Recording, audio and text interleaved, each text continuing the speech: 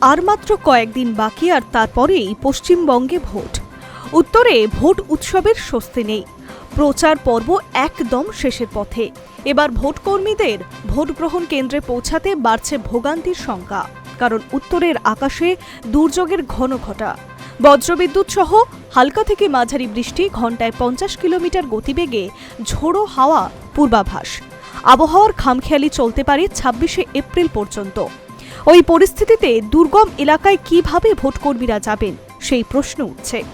মঙ্গলবার ডুয়ার্সের বক্সা পাহাড় এবং দার্জিলিংয়ের শ্রীখোলার মতো দুটো দুর্গম এলাকায় ভোটগ্রহণ কেন্দ্রে ভোটকর্মীরা রওনা হবেন, এমনটাই খবর।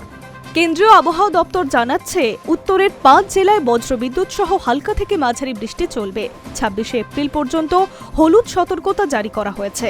আবহাওয়া দপ্তর সূত্রে খবর, দার্জিলিং, জলপাইগুড়ি, কালিম্পং জেলায় বৃহস্পতিবার পর্যন্ত টানা বৃষ্টির পূর্বাভাস রয়েছে। বজ্রবিদ্যুৎ সহ বৃষ্টির সঙ্গে ঝোড়ো হাওয়া বইতে পারে ঘণ্টায় 50 কিলোমিটার গতিবেগে। ঝড় বৃষ্টি হতে পারে আলিপুরদুয়ার এবং কোচবিহারেও। তবে বৃহস্পতিবার উত্তরের বাকি জেলাগুলিতেও বৃষ্টির সম্ভাবনা রয়েছে। আবহাওয়া দপ্তরের রিপোর্ট হাতে মিলতে নির্বাচন কমিশন কর্তাদের কপালে চিন্তার ভাঁজ। কারণ ডুয়ার্সের বক্সা পাহাড় এবং দার্জিলিংয়ের শ্রীখোলার মতো দুটো দুর্গম এলাকায় ভোট গ্রহণ কেন্দ্রে মঙ্গলবারই ভোটকর্মীরা রওনা হবেন।